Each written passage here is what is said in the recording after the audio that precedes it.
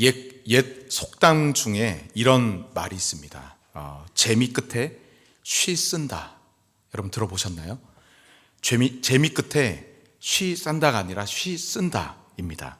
어떤 뜻일까요? 이 뜻은 일이 잘 되어가고 일이 술술 풀려서 너무 좋아하고 방심하고 자만하다가 나중에는 생각지도 못한 큰 낭패를 만나게 된다, 겪게 된다라는 뜻이 재미 끝에 쉬 쓴다라는 옛말이 있습니다. 큰 성공 뒤에 자만과 방심으로 겪게 되는 실패. 사도 바울도 이러한 인간의 연약함에 대해서 이렇게 이야기하죠. 고린도전서 10장 12절 말씀에 그런즉 선 줄로 생각하는 자는 어떻게 될까 조심하라요. 넘어질까 조심하라. 그렇죠.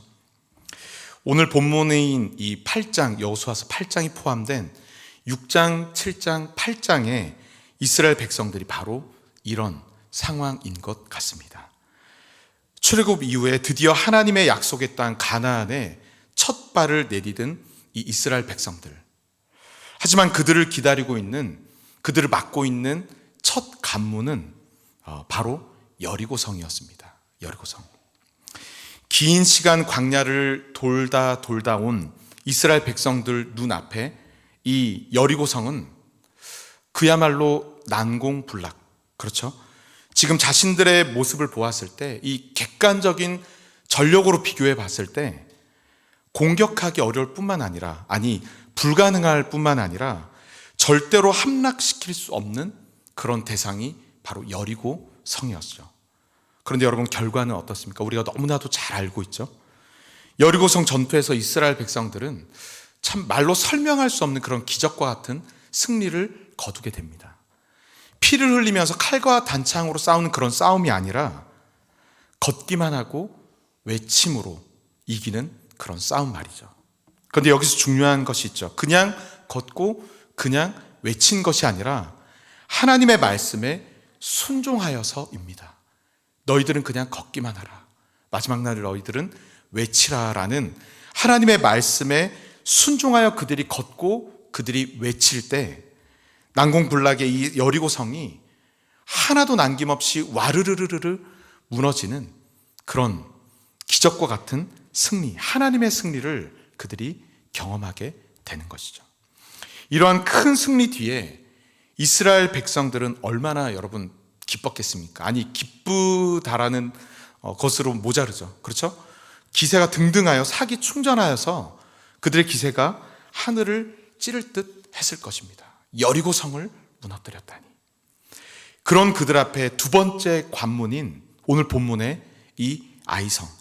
이 아이성은 이스라엘 백성들의 눈에 이제는 아무것도 아니었을 것입니다. 왜 그렇죠? 왜냐하면 이 아이성은 여리고성에 비해서 정말로 볼품이 없는, 별 볼 일 없는 그런 작은 성이었기 때문이죠. 우리가 여리고성도 이렇게 완벽하게 무너뜨렸는데 이 아이성쯤이야 하면서 이스라엘 백성들은 승리를 100% 승리를 확신했을 것입니다. 그런데 이 아이성 전투의 결과는 여러분 어떻습니까?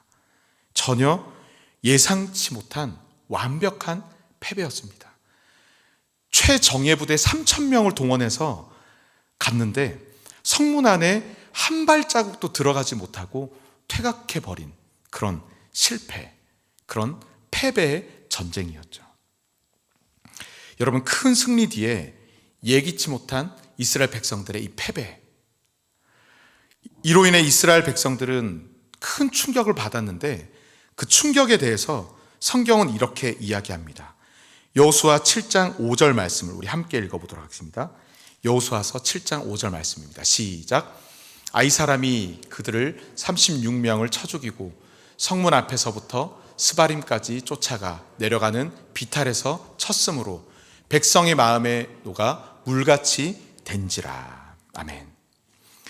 여러분 성경의 이 설명을 오늘 좀 유심히 봤으면 좋겠습니다. 이스라엘 백성들의 마음이 어떻게 됐다라고 성경은 이야기하죠? 물같이 녹았더라라고 설명합니다. 아주 크게 놀라고 두려움에 빠지게 됐다라는 말이죠. 그런데 여러분, 사실 이 전투 이 자체로 보았을 때는 그들의 마음이 성경의 설명처럼 물같이 녹을 정도로 그렇게 피해가 심각한 것은 아니었습니다.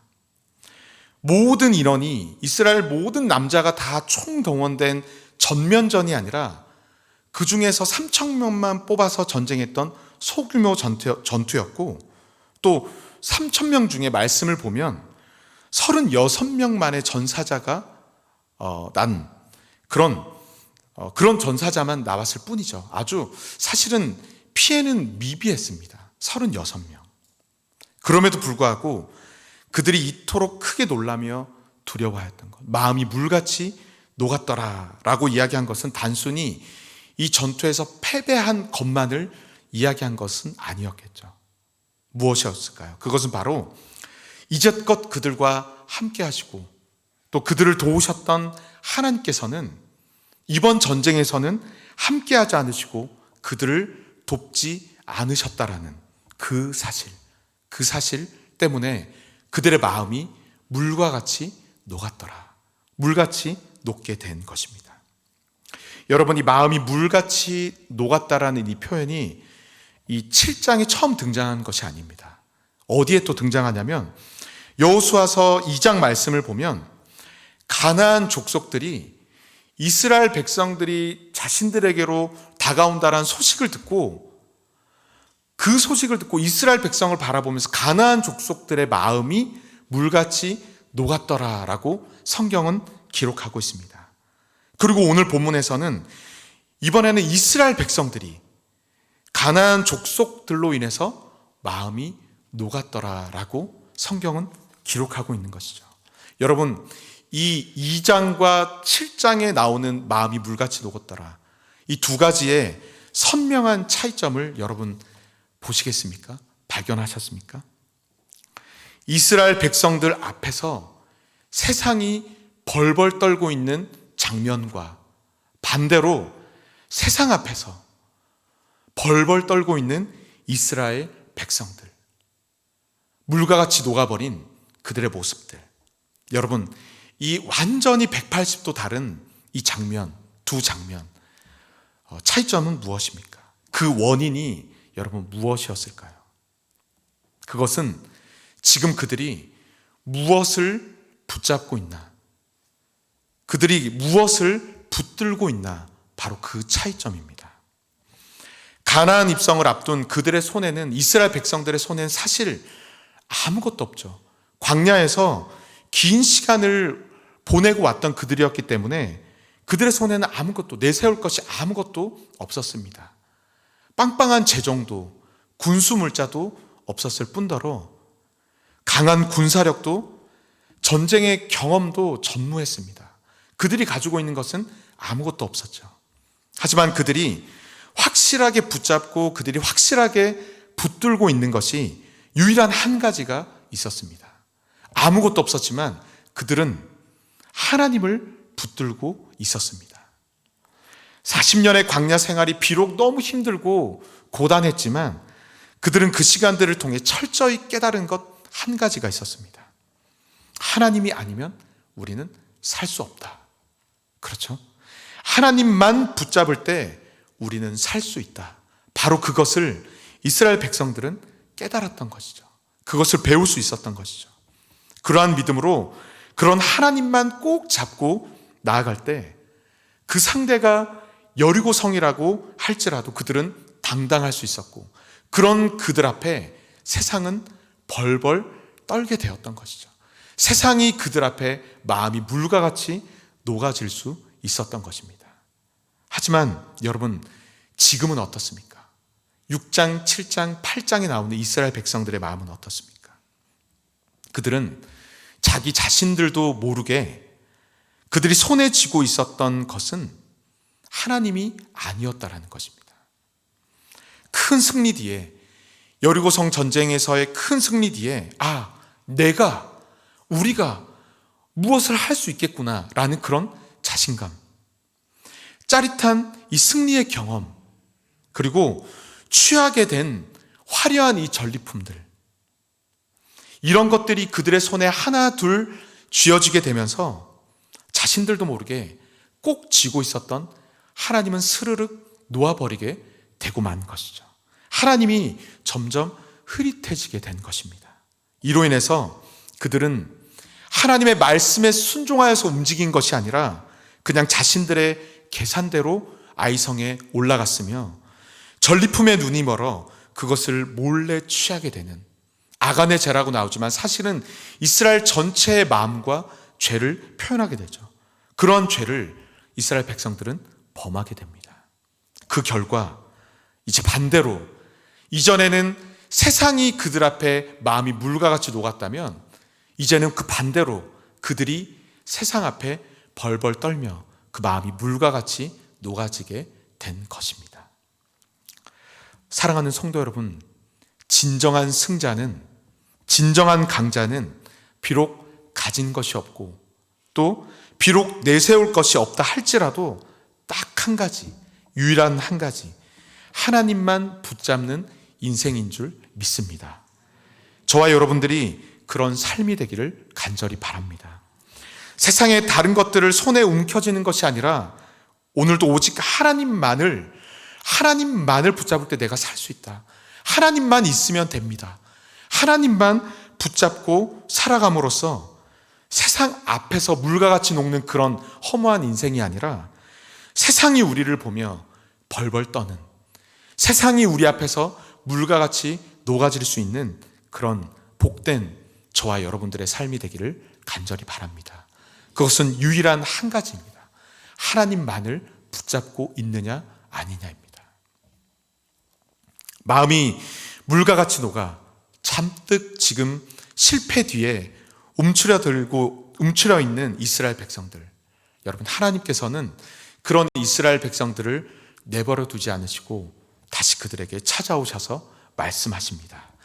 여호수아 8장 1절 말씀을 함께 읽겠습니다. 8장 1절입니다. 시작.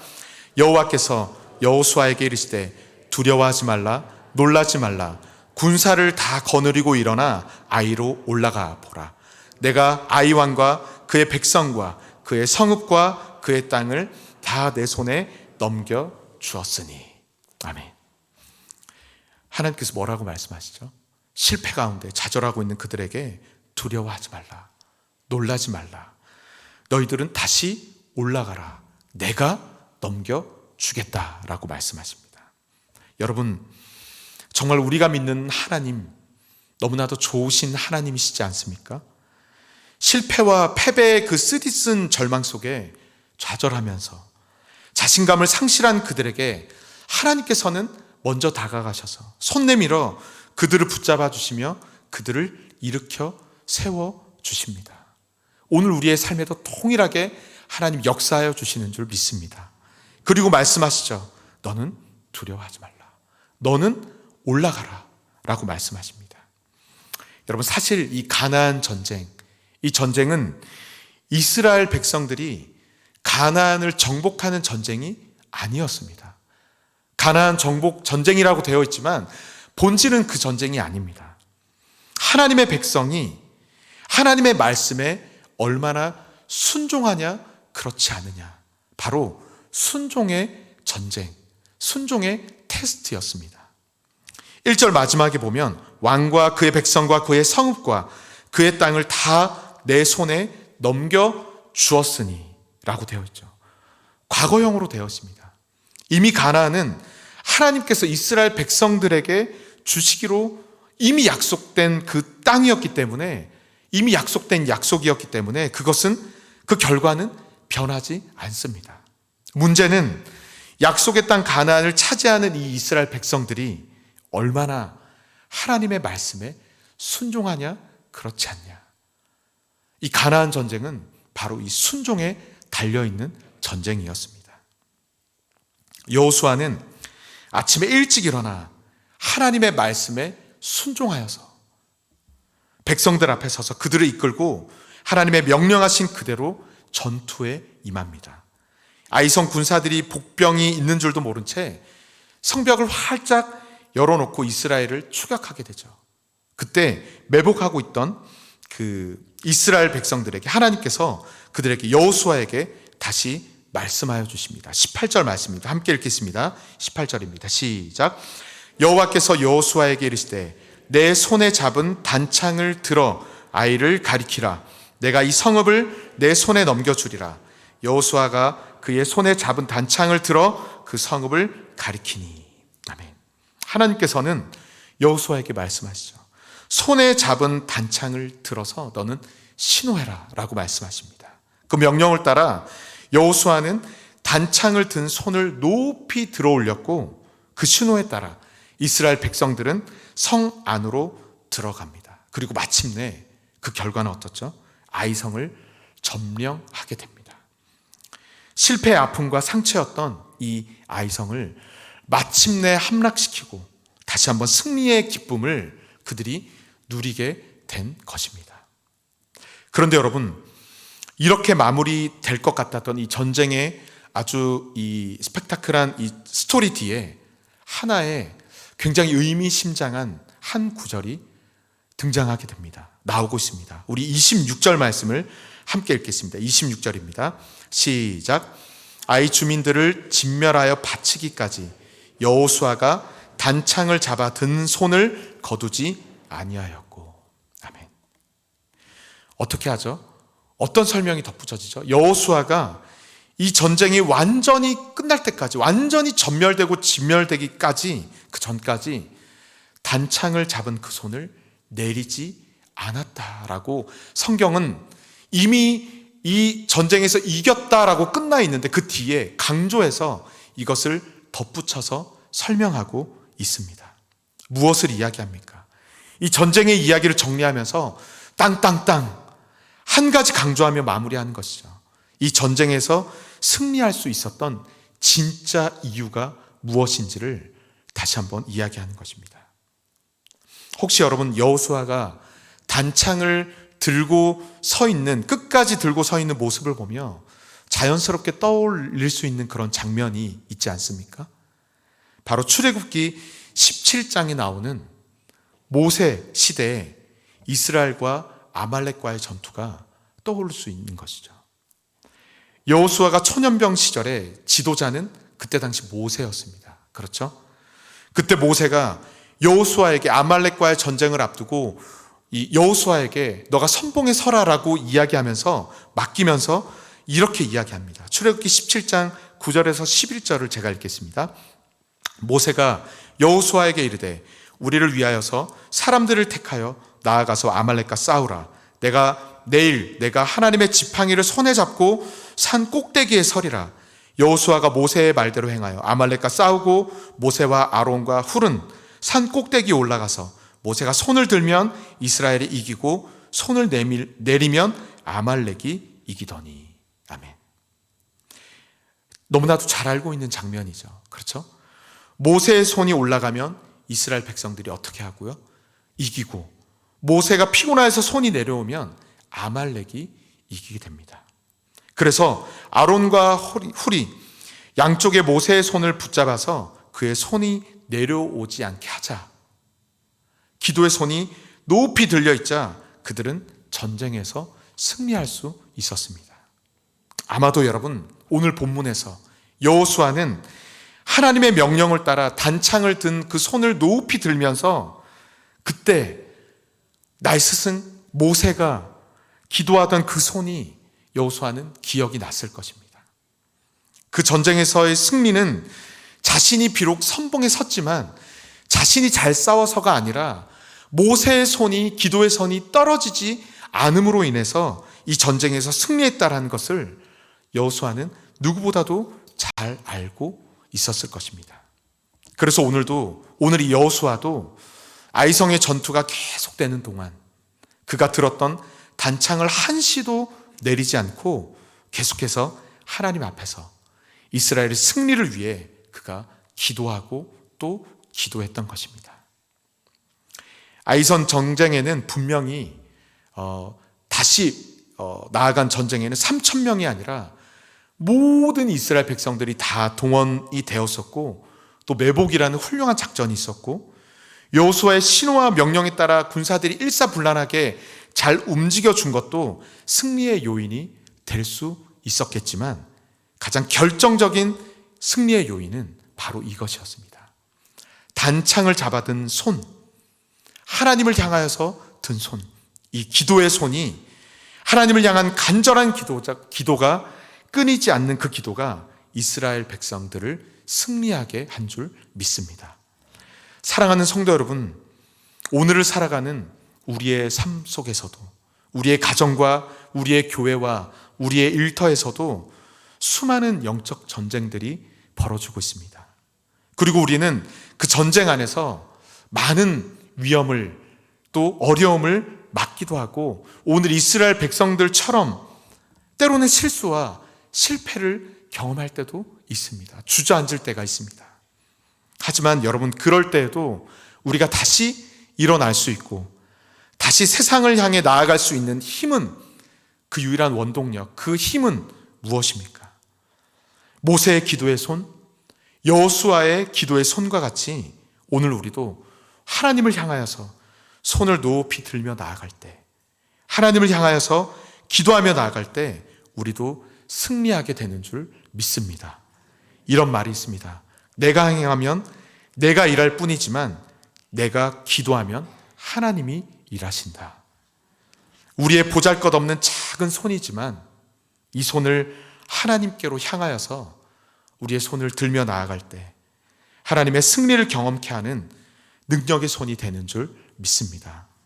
오늘 하루, 이번 한 주, 그리고 우리의 평생의 삶에 기도의 손을 내리지 않고 끝까지 하나님을 향하여서 하나님을 의지하며 나아감으로, 기도하며 나아감으로 하나님의 역사를, 그 놀라운 승리의 역사를 눈으로 보며 그 승리를 경험하는 저와 여러분들의 복된 삶이 되기를 간절히 바랍니다.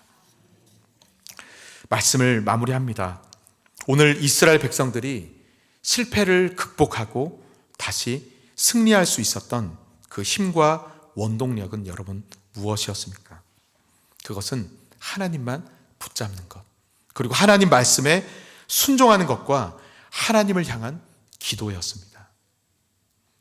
하지만 여러분, 이 또한 우리는 너무나도 잘 알고 또 아멘이라고 화답하지만 이것을 우리의 믿음으로 삶을 살아내기는 참 어렵습니다. 우리는 우리의 힘으로 또 노력으로는 이것을 행할 수 없습니다.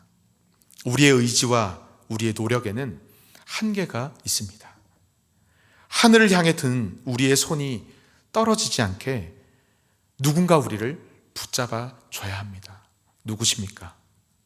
우리의 중보자 되시는 예수 그리스도이십니다. 중보자. 하나님과 우리의 사이가 죄로 인해 멀어졌지만 그 관계를 연결시켜 주시기 위해 우리를 위해 모든 것을 버리고 이 땅에 오신 예수 그리스도. 그 예수 그리스도를 통해서만 우리는 하나님께로 나아갈 수 있는 것이죠. 예수 그리스도의 그 피 묻은 그 사랑의 손이 오늘 우리와 저와 여러분들의 손을 꼭 잡아주실 때 우리는 오늘도 기도할 수 있으며 하나님 말씀에 순종할 수 있게 되는 것입니다. 내일부터 여러분 한 주간 고난주간과 새생명 전도축제를 위한 특별 새벽 기도회가 진행됩니다. 정말로 은혜를 사모하며 말씀을 사모하며 십자가 앞에 나오는 우리 모두가 되기를 간절히 바랍니다. 우리 손에 예수 그리스도의 손이 덮여질 때 우리는 비로소 승리하게 되는 줄 믿습니다. 실패를 딛고 다시 승리하는 이스라엘 백성들과 같이 오늘 우리의 삶에도 실패를 딛고 다시 승리하며 나아갈 수 있는 저와 여러분들의 복된 삶이 되기를 간절히 바랍니다. 오늘 말씀을 기억하시면서 우리 함께 찬양하며 나아가